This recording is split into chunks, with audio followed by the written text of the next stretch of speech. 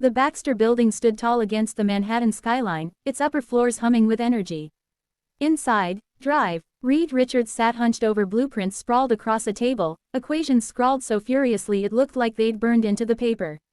His dark eyes gleamed with restless ambition. He had been called brilliant, arrogant, visionary, sometimes all in the same breath.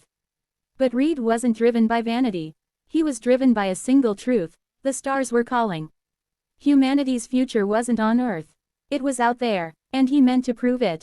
"Reed," came a voice, warm but edged with worry. Susan Storm leaned against the doorway, arms crossed.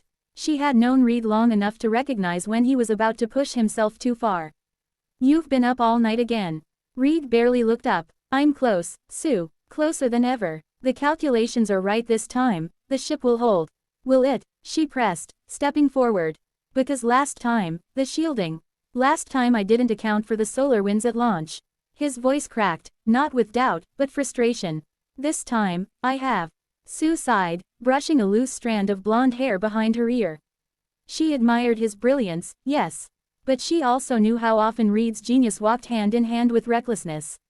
From the corner of the room, a low laugh rumbled. "You two still arguing about math?" Benjamin Grimm, Reed's oldest friend, test pilot, and the kind of man who could make a brick wall look delicate, strode in. His presence seemed to fill the space, all muscle and steady confidence. "Stretch, I trust you with a lot. But you sure this ride of yours ain't gonna fry us before we even hit orbit?" Reed finally leaned back, rubbing his temples. "That's why I need you, Ben. There's no one alive I'd trust more behind the controls. And the only way to be sure, is to take the first step." Ben scowled, but beneath the gruffness was loyalty carved from years of friendship. "Guess somebody's gotta keep your skinny neck out of trouble." A voice cut in from the hallway, young, brash, and dripping with confidence. "Hope you're not planning to blast off without me." Johnny Storm, Sue's younger brother, strolled in with the swagger of someone who thought rules were optional. "You want test pilots? I was born for this. And besides, what kind of story would it be if you left the future greatest pilot in history on the ground?" Sue gave her brother an exasperated look. "Johnny, this isn't a joyride." "Exactly." Johnny grinned. "That's why it's perfect." Reed glanced at all three of them, his mind racing faster than his words. He hadn't planned for them all to go. He had imagined himself alone, or maybe with Ben at the controls. But something in their faces, the trust, the courage, the spark, told him this was how it was meant to be. "All right," Reed said at last. "We leave tonight. Dash dash dash." The ship cut through the night sky like a silver arrow, hidden from the eyes of the world. Its engines roared as the four strapped into their seats, each heartbeat syncing with the trembling hull. Ben's hands gripped the controls. "Engines steady. She's a wild beast, Reed, but she's holding." Reed's eyes flicked across the readouts. "Trajectory is stable. Prepare for atmospheric breach in 3, 2, 1. The stars flared into view, vast and endless. For a moment, silence filled the cabin. Earth was a blue jewel below them, fragile and breathtaking. Johnny let out a low whistle. "Now this is living." Sue's hand tightened around the straps of her harness. "It's beautiful, but beauty came with danger." The moment they pierced the upper atmosphere, a storm of cosmic radiation battered the ship. Reed's calculations hadn't been wrong, but they hadn't been enough. Warning lights blazed, panels sparked, the hull groaned under invisible forces. Radiation levels spiking. Reed shouted. Ben fought the controls, teeth gritted. "She's bucking like a bronco. I can't hold." The ship spun, light filling the cabin. Cosmic rays surged through steel, through flesh, through bone, rewriting them in ways none could comprehend. Each screamed, not from fear but from the sensation of their very essence unraveling. Then, silence. The ship plummeted back to Earth like a wounded bird. Somehow, impossibly, Ben steadied her enough to crash land in the desert sands, engines sparking, smoke curling into the air. The four staggered from the wreckage.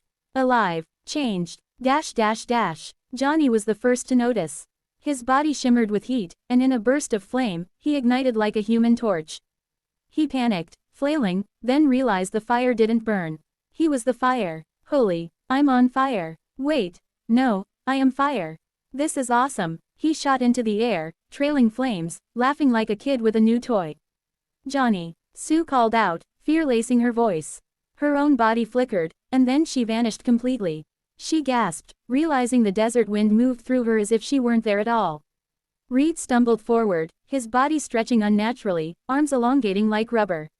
He fell, then recoiled in horror as he saw his limbs twist beyond human limits. And Ben pushed himself up, sand crumbling from his hands. His skin had hardened into thick, jagged stone. His shadow loomed massive, monstrous. He caught sight of his reflection in the shattered hull and froze. What did you do to me, Stretch? His voice cracked, deeper, heavier. His fists clenched, carving dents into the earth. Reed's heart sank. He had dreamed of reaching the stars, but never this. Never at such a cost. Ben, I didn't know. I couldn't have. Ben roared, the sound carrying across the desert. You turned me into a monster. Sue ran to him, placing a hand against his rocky arm despite the tears in her eyes. No, Ben, you're not a monster. None of us are. We're something new. Johnny landed beside them, flames dimming to embers around his body. New, try incredible. Did you see that? I'm the hottest thing alive. Johnny, be serious, Sue snapped. I am serious, he shot back. We've got powers. Real powers. We're not just people anymore. We're fantastic. Reed looked at them, the fiery youth, the invisible protector, the man of living stone. And himself, the man who could bend and twist into shapes no one thought possible. They weren't what he had planned. But maybe they were what the world needed. He straightened, resolve hardening. The first step was reaching the stars. But maybe the real journey begins now, together. Whatever we've become, we'll face it as a team. Ben let out a rough breath, shoulders heavy with sorrow and anger. But even he couldn't deny the truth in Reed's words. Johnny grinned, flames flickering once more. So, what do we call ourselves? Reed hesitated only a moment before the answer came. The Fantastic Four. And in that desert, beneath the endless night sky, the world's first family of heroes took their first step into legend.